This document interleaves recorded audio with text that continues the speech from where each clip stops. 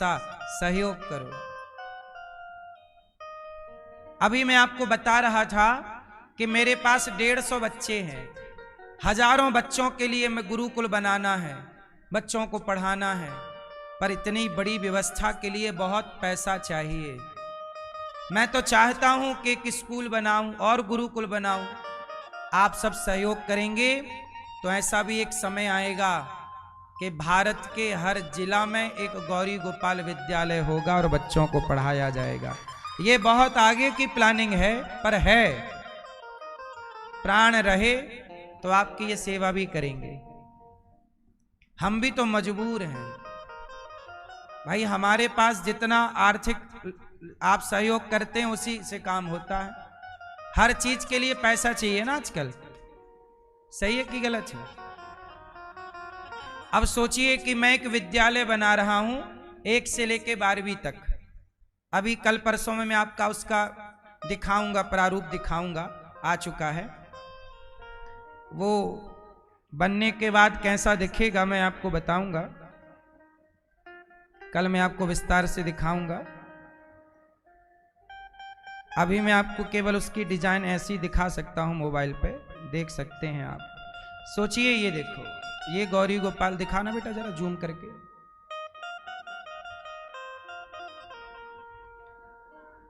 ये गौरी, सोचिए मैं ये विद्यालय बना रहा हूं कक्षा 1 से लेके 12वीं तक। ये अभी मतलब अभी कागजी कार्यवाही चल रही है। क्या चल रही है? पहले नक्शा बनता है, एलिवेशन बनता है, बनने के बाद गुरुकुल कैसा दिखेगा, कैसा उसकी कॉलम होंगी, सरिया कितनी होंगी, कितना गड्ढा खोदेगा, वो सब तैयारी चल रही है। अब सोचिए, मैं तैयारी, कागजी कार्यवाही लगभग हो गई है, अब बहुत जल्दी काम स्टार्ट होगा। इसको बनाने में लगभग 15-20 करोड़ रुपए चाहिए। पूरा विद फर्नीचर, बच्चों के बैठने के लिए बेंच टेबल, लकड़ी का नहीं बनता सब, ब्लैक बोर्ड चाहिए। आजकल बोर्ड, अभी सोचिए हमने गुरुकुल के लिए स्मार्ट बोर्ड खरीदे हैं। आजकल स्मार्ट बोर्ड से ना बच्चों को पढ़ाना पड़ता है।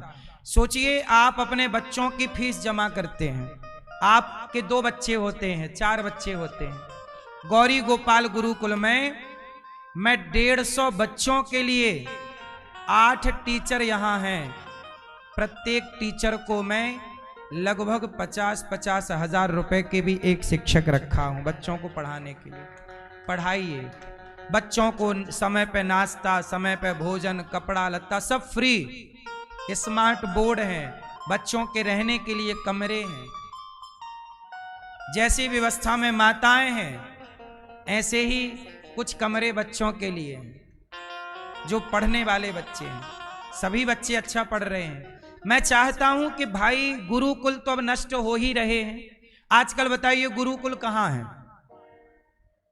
गुरुकुल बचे ही नहीं। हम भी नहीं बचाएंगे तो कौन बचाएगा?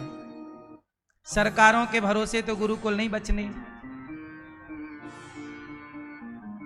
बताओ, यदि हम भी भारत की मूल सनातन की रक्षा नहीं करेंगे तो कौन करेगा? अब सोचिए, मुझे विद्यालय बनाना है। इस विद्यालय में लगभग 5 से 6 हजार बच्चे पढ़ेंगे। कितने बच्चे पढ़ेंगे? 6 हजार बच्चे। बेटियां पढ़ेंगी, बेटे पढ़ेंगे, और केवल शिक्षित नहीं, मैं सनातन संस्कार भी दूंगा उन बच्चों को। गीता भी पढ़ाऊंगा, न्यूटन को भी पढ़ाऊंगा, तो भारद्वाज को भी पढ़ाऊंगा, कणाद को भी पढ़ाऊंगा। कणाद के बारे में भी तो जाने।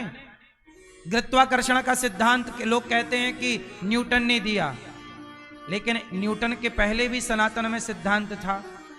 पढ़ो ठीक है, पर जानो तो अपने बारे में कि भाई मैं भी ये पहले से हमारे सनातन में था। बहुत कुछ पढ़ाने को है मेरी मां। आपने गणित सुनी है? उस गणित का नाम है वैदिक गणित। कौन सी गणित? वैदिक गणित। लुप्त होने को आई वैदिक गणित। आज भारत में वैदिक गणित बिल्कुल लगभग लुप्त है, लगभग कम बची है। आप बताइए, जानते हैं वैदिक गणित के बारे में? वो वैदिक गणित को जीवित रखना पड़ेगा हम सबको मिलकर के। भारतीय शिक्षा, तो मैं ये विद्यालय बनाना चाहता हूं, सही विचार है मेरा कि गलत है? मैं सोच रहा हूं कि जब तक जी रहा हूं अपनी हर श्वास का सदुपयोग करता चलूं।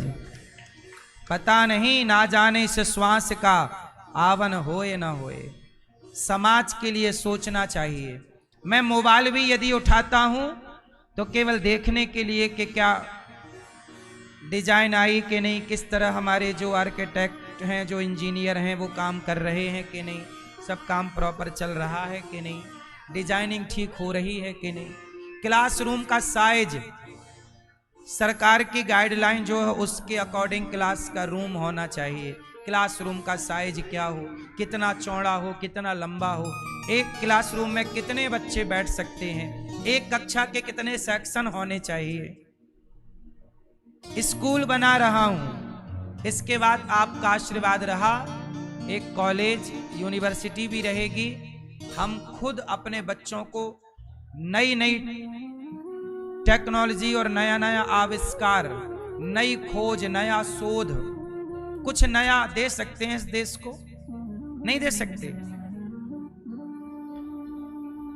रिसर्च सेंटर बनाने पड़ते हैं, बहुत खर्चे होते हैं। और सोचिए, ये दास अनिरुद्ध, इतनी सेवा यहां चल रही, 30,000 लोग पर डे भोजन करते हैं। मैं हिम्मत नहीं हारता, मुझे विश्वास है कि जो संकल्प लूंगा पूरा हो जाएगा। यदि मेरे जीते जी हजारों बच्चे पढ़ गए तो पुण्य ही मिलना है। शिक्षा का दान करना सबसे बड़ा दान है। यदि आप योग्य हैं तो कुछ बच्चों को निःशुल्क पढ़ाया करिए। गरीब बच्चा है तो निःशुल्क कोचिंग दिया करिए। पैसे वालों से पैसे ले लो, पर जो बेचारा गरीब है, जो नहीं दे सकता, चलो थोड़ा दे रहा है, उतने ही में लेके दान करो। दान, शिक्षा का दान। हॉस्पिटल, यदि आप डॉक्टर हैं तो किसी को थोड़ा कम पैसे से भी इलाज दे दो, जान बचा लो। कोई गरीब है तो बचा लो, ये पुण्य है। पैसे ही ना कमाओ, थोड़ा पुण्य भी कमाओ। क्या कमाओ? पुण्य भी। हॉस्पिटल में थोड़ा इलाज निःशुल्क हो, स्कूलों में थोड़ी शिक्षा निःशुल्क हो। मैं बचपन में गुजरा हूं इन सब चीजों से। मैं इस अपने गांव में, जब मैं सरकारी स्कूल में पढ़ा हूं, मेरे दोस्त लोग प्राइवेट स्कूलों में जाते थे, पैंट पहन के, टी शर्ट, वो शर्ट पहन के, टाई लगा के। पहली बार टाई वाई लगा के जब बच्चे गए तो मैं देखूं, मैंने कहा भाई, मैंने पिताजी से कहा हमें भी लगवाओ ये। तो बोले तुम सरकारी में पढ़ते हो, वहां टाई वाई नहीं लगती। सरकारी में तो जैसे हो वैसे ही। हमारे टाइम पे कोई ड्रेस नहीं था। हम जब सरकारी में पढ़ते थे ना, तो ड्रेस नहीं था सरकारी का, जो मन आए वो पहन के जाओ। तो हम ड्रेस वाले थे ही नहीं। पर लड़के प्राइवेट में जाएं तो टाई वाई, बेल्ट वेल्ट हमें अच्छा लगे। हम कहें भाई, हम पिताजी से बोले हमारा भी नाम लिखवाओ वहां पे जहां ये सब बच्चे थे हो। कल क्या होगा, क्या होगा, सब अच्छा हो। जो होगा, कल के होने को आप रोक कहां पाओगे? सच बताओ, जो कल होगा उसे आप में से कोई रोक सकता है? अच्छा बताओ, कल क्या होगा? हैं? जोर से, क्या होगा? मुझे पता है कल क्या होगा। हैं? आज कौन सा दिन है? बुधवार। मंगल तो कल बुध ही होगा। हाँ? यदि आज मंगल है तो कल हमें पता है कल क्या होगा। हाँ? कल क्या होगा? कल बुध होगा। जिन घड़ियों में हंस सकते हैं उन घड़ियों में रोएं क्यों? मैं मानता हूं प्रहलाद जी को, प्रणाम है। प्रहलाद जी जैसे भक्त इस धरती को कभी कभी नसीब होते हैं। धन्य है प्रहलाद जी। प्रहलाद जी की कथा केवल ये बताना चाहती है कि भरोसा हो तो प्रहलाद जी जैसा हो। फिर देखो, आग में ताकत नहीं कि तुम्हें जला सके, ऊंचाई से गिरने पर ताकत नहीं कोई कि तुम्हें मार सके। वो मौत आएगी तो फिर मरेंगे। हमें जिंदगी से इतना प्यार भी नहीं है कि हम मरने के लिए, जीवन के लिए रोते रहें कि हमें और चाहिए और चाहिए। अच्छा, आपको और कितना जीना है? अच्छा बताओ, कितने साल की जिंदगी होनी चाहिए? उत्तर दो। कितने साल जीना चाहिए? जोर से। कितने हैं? नहीं, ये लॉजिक काम नहीं करेगा आपका। कितने साल जीना चाहिए? जोर से। अब जैसे कोई 60 साल का है, 50 का है, 70 का है, 80 का है, तो मुझे एक सवाल पूछना है 70 साल के व्यक्ति और 80 साल के व्यक्ति से कि आपने इतना जिया है, बताओ इतनी जिंदगी में आपने क्या किया? सोचे तो किसके लिए? परिवार के लिए।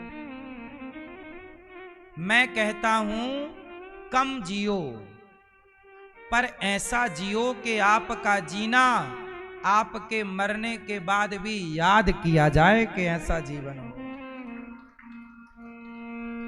झांसी की रानी 23 साल में मर गई। कितने वर्ष? 23 आज तक जीवित हैं।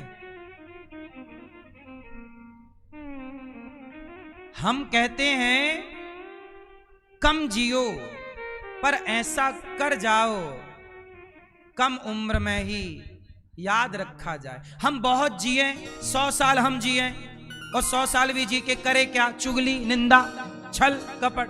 तो क्या जिए तुम? 100 साल बेकार जिए।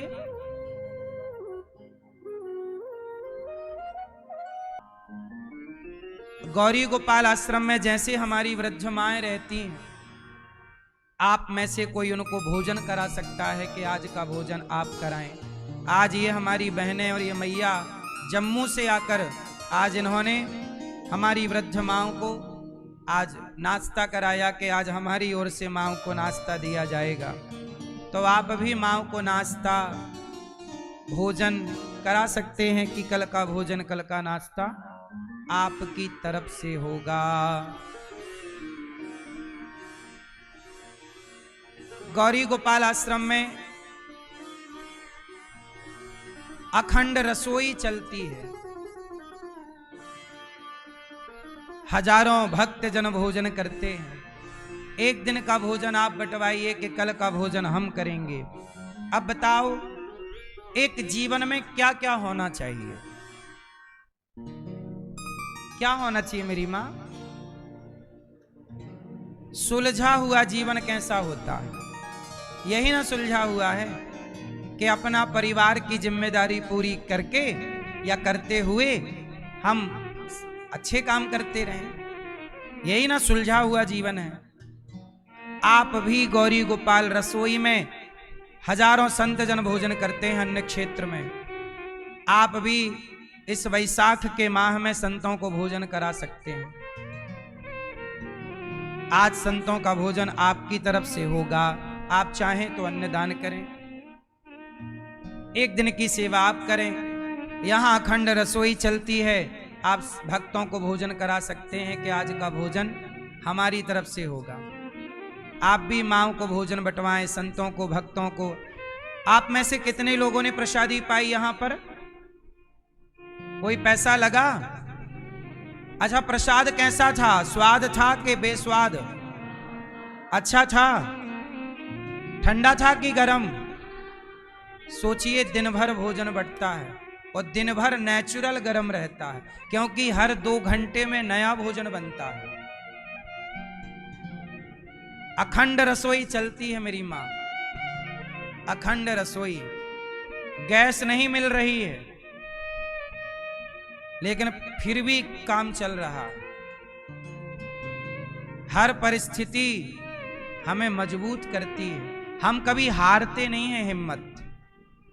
गैस नहीं मिली, गैस वाले ने बोला गैस नहीं दूंगा, मिल ही नहीं रही है। लोगों के घरों में कम पड़ रही है, हमें तो रोज 50 से अधिक सिलेंडर चाहिए रहते हैं, देना कम कर दिया उसने। हमने कहा भाई कोई बात नहीं, हमने तुरंत भट्टी खुदवाई और कोयले की भट्टी से काम चलाना स्टार्ट कर दिया। हर परिस्थिति पे हम रह लेते हैं और अपना काम करते हैं। हम भागते नहीं हैं जिम्मेदारियों से कि बहाना बना दें कि गैस नहीं है इसलिए भोजन बंद है। नहीं, आखिरी सांस तक प्रयास करते हैं हर काम को करने का। अखंड रसोई चल रही है। वृंदावन में, भारत में बड़ी बड़ी होटलें बंद हो गई जो पैसे से भोजन मिलता था। ये बात सही है कि गलत है? लेकिन जहां फ्री में मिल रहा है वो चालू है। क्यों? क्योंकि मेरी श्रद्धा है, क्योंकि ना जाने किस रूप में नारायण मिल जाएं। हर रूप में भक्त भोजन नहीं करते, भगवान ही भक्त के रूप में। और मैया एक बात बताओ, जब आप भोजन करती हो तो आपके अंदर से भोजन करने के बाद वाह निकलती है कि नहीं? वाह क्या भोजन, क्या पेट जब किसी का भरता है ना मेरी माँ, तो रोम रोम से आशीर्वाद निकलता है। और वो आशीर्वाद उन्हें मिलता है जिनकी ओर से भोजन का दान होता है कि आज का भोजन इनको। इसलिए कहते हैं अन्नदान सबसे बड़ा दान है। कर सकते हो तो अवश्य करना। गौरी गोपाल रसोई जरूर बंटवाना। गायों के लिए भूसा, हम लोग भूसा इकट्ठा करते हैं गायों के लिए। किसानों के खेत में जा जाके किसानों से भूसा लेकर इकट्ठा करते हैं और फिर उस भूसे को साल भर के लिए स्टोर कर देते हैं, जहां पर गाय के लिए कोई तकलीफ ना हो। क्योंकि यदि भूसा बारिश में हम लोग नहीं रखे और बारिश में तो फिर कुछ नहीं मिलता, इसलिए भूसा हम लोगों को स्टॉक करना पड़ता। आपसे मेरी प्रार्थना है कि ये देखो हम लोग मशीन लगाकर भूसा चढ़ाते हैं। ये छोटी सी मशीन है, ये पूरा भूसा ले जाती है, ऊपर चढ़ा देती है। ये पूरा भूसा चढ़ाने का सेटअप है। आगे ट्रैक्टर लगा हुआ है, अंधेरा है इसलिए दिख नहीं रहा है। ये पूरा ले जाता है ऊपर, ये चढ़ा देता, क्योंकि भूसा ऊपर चढ़ता नहीं है ना, चढ़ाने के लिए ऊपर फेंकना पड़ता है। तो आप लोग भी कुछ भूसे का सहयोग अवश्य करना गौ माता के लिए। एक ट्रॉली भूसा आप अपनी ओर से दे सकते हैं ताकि साल भर के लिए गौ माता के लिए स्टॉक रहे। गौरी गोपाल गुरुकुल में बच्चों की, गायों की चारा भूसा सहयोग। हम गायों के लिए एक हॉस्पिटल बना रहे हैं। आप सबके सहयोग से ये गाय के लिए एक एम्बुलेंस अभी लाए हैं कि गाय को कहीं कोई दिक्कत आ जाए तुरंत ये एम्बुलेंस जाए और गाय को ला करके गाय को निःशुल्क इलाज मिलना चाहिए। आदमियों के लिए तो एम्बुलेंस है, फोन लगाओ एम्बुलेंस, पर सड़क में कोई गाय को ट्रक वाला मार के चला जाता है तो कौन? अब गाय को उठा भी नहीं सकते ना, वजनदार होती है। ये पूरी एम्बुलेंस सिस्टम से चलती है, रिमोट से पूरा पीछे का पल्ला खुल जाता है, जमीन पे टच हो जाती है, गाय अपने से चढ़ जाती है या उठा के खिसका दो, अपने से अंदर कर लेती है और चल पड़ती है। ये नई गाड़ी खरीद के फिर इसमें पूरा सेटअप बनवाना पड़ता है। तो ये गौ माता के लिए एम्बुलेंस। कहीं भी कोई गाय बीमार पड़ती है हम लोग उठा के लाते हैं, उसका इलाज करते हैं। इलाज में चाहे जितना पैसा लगे लगाते हैं। ये सेवा है। कुछ चीजें हम आपको क्या क्या बताएं, बता नहीं सकते ना। अब 315 माएँ हैं तो माओ को समय से साबुन, तेल, मंजन, ब्रश, ये भी एक सेवा है। हर महीने तेल, साबुन, माताओं को कपड़े लत्ते, चादर खराब हो गया तो चादर, अब हमें चादर लाने हैं तो 300 लाने पड़ते हैं, साबुन लाना है तो 300 लाना है, ब्रश लाना है तो 315 लाना है, सब माओ के लिए, सबके लिए एक सी व्यवस्था। पलंग बनवाने हैं तो सबके लिए कोई सबके कमरे में एसी लगेगी तो सबके लिए लगेगी, सब माओ के कमरे में एसी लगी है। देखा कि नहीं, ये सेवा है। आप भी इन सेवाओं से आप जुड़ें, क्या आप कर सकते हैं, सोचें जरूर। राम सेतु बना तो एक गिलहरी का भी योगदान था, आपका भी गौरी गोपाल आश्रम की सेवा में कुछ भक्तों का योगदान है, सहयोग है। आओ कुछ भक्तों के नाम श्रवण करते हैं, फिर भगवान का जन्मोत्सव सुनेंगे। कुछ भक्तों ने सहयोग किया है, ऐसे दानवीर महापुरुषों को हम प्रणाम करें जिन्होंने संतों को, माताओं को भोजन का सहयोग किया और गुरुकुल में और गौ सेवा से अपने आप को जोड़ा, चारा भूसे का सहयोग किया। नाम सुने ऐसे दानवीर महाअवतार भगवान ने लिए।